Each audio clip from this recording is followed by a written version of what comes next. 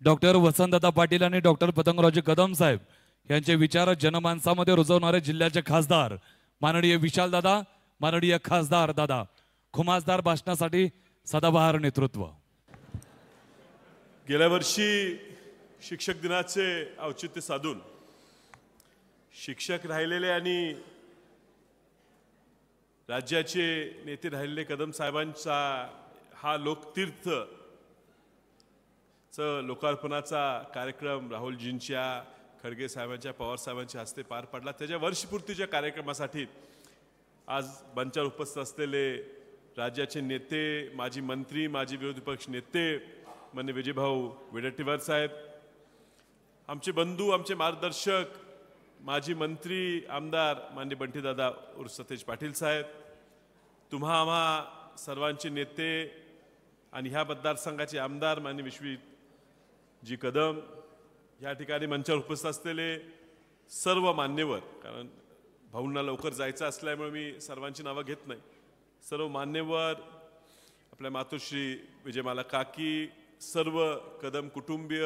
आता कदम कुटुंबियाची व्याख्या बाळासाहेबांनी सांगितलेली आहे, ती तुम्ही मर्यादित ठेवू नका, मतदारसंघापुरती आमच्या सांगलीला पण येऊ दे, तुमचं राज्यभर करायची आहे, त्यामुळे मर्यादित न ठेवता ह्या ठिकाणी उपस्थित सर्व बंधू भगिनी मित्र, आज वर्षपूर्तीचा कार्यक्रम ह्या ठिकाणी घेत असताना गेल्या वर्षभरात ह्या लोकतीर्थात मी सुद्धा बरेच वेळा आलो।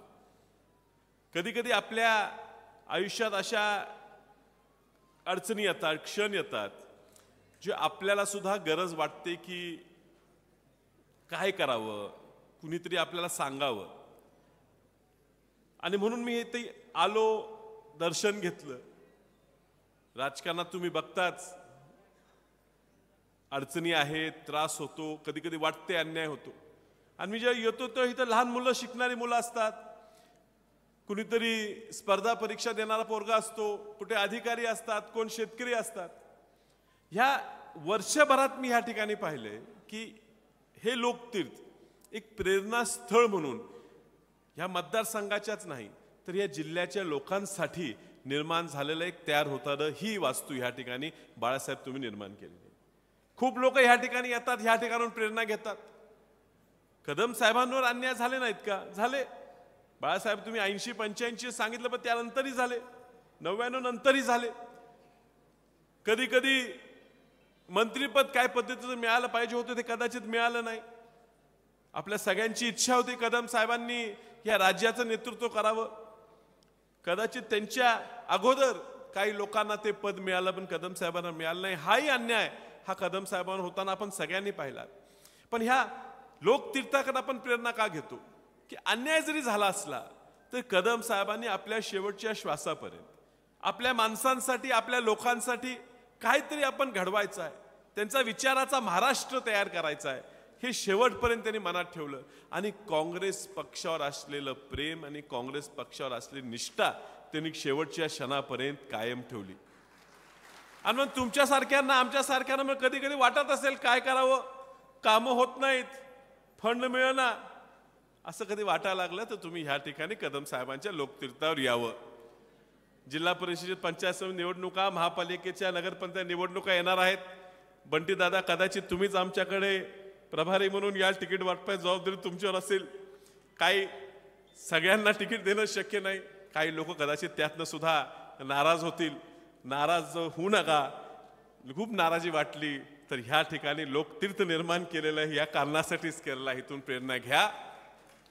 आमच्या मधल्या काळात 2 लोक आमच्यात निघून गेले, बंटी साहेब तुमचे, दादा तुमचे पाहुणे, आमची भावकी सुद्धा, कदाचित त्यांना आपण इथं येऊन बसवलं असतं लोकतीर्थावर तर कदाचित ते पक्ष सोडून गेले नसते।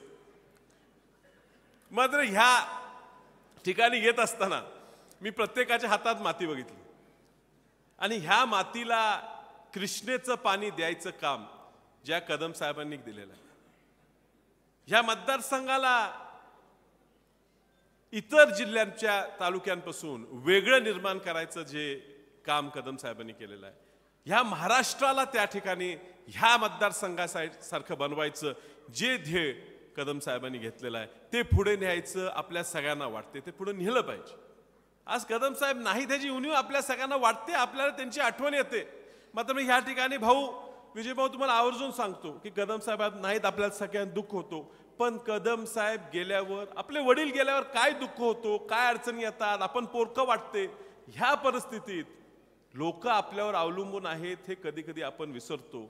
पण ती विसर ही विश्वित कदमान आली नाही. आणि त्यामुळे कदम साहेबांची उणीव ही विश्वित कदम साहेबांनी गेल्या एवढ्या वर्षात कुणालाही जाणवू दिली नाही. एवढं प्रेम तर ह्या मतदारसंघातल्या, ह्या जिल्ह्याच्या लोकांना दिलं, ह्या आमच्या काँग्रेस पक्षाच्या लोकांना दिलं. आणि म्हणून आपण सगळ्यांनी ह्या ठिकाणी पुन्हा कदम साहेबांच्या विचाराचा महाराष्ट्र, कदम साहेबांचं काँग्रेस ही वाढवायची आहे. आज काही दिवसापूर्वी देशाने GST कमी केली म्हणून तुम्ही पेपरमध्ये वाचलं, बातमी आपण वाचलंय. GST कमी झाली, आपण कौतुक करत असेल, चुकून एखादा माणूस लई कौतुक करत असेल भाजपचं, तर त्यांनी लक्षात ठेवावं की राहुल गांधींनी वोट चोरीचा मुद्दा काढला, प्रभावीपणे तो लोकांपर्यंत मांडला, तो लोकांना पटला. म्हणून घाबरून भीतीपोटी राहुल गांधी 8-9 वर्षापूर्वी 2017ला सांगत होते की GSTचे एवढे स्लॅब नसले पाहिजेत, 2च स्लॅब पाहिजेत, 5 आणि 18चे. ते राहुल गांधी 8-10 वर्षापूर्वी सांगत होते, ते आज सरकारने केलं. आपण आपल्या नेत्याला ताकद देत गेलो तर सरकार कुठले असो ते काँग्रेसच्या विचाराचेच निर्णय घ्यावे लागतील, आपण त्यांना भाग पाडू शकतो. आणि म्हणून आज ह्या ठिकाणी विजयभाऊ ह्या ठिकाणी आलेले आहेत.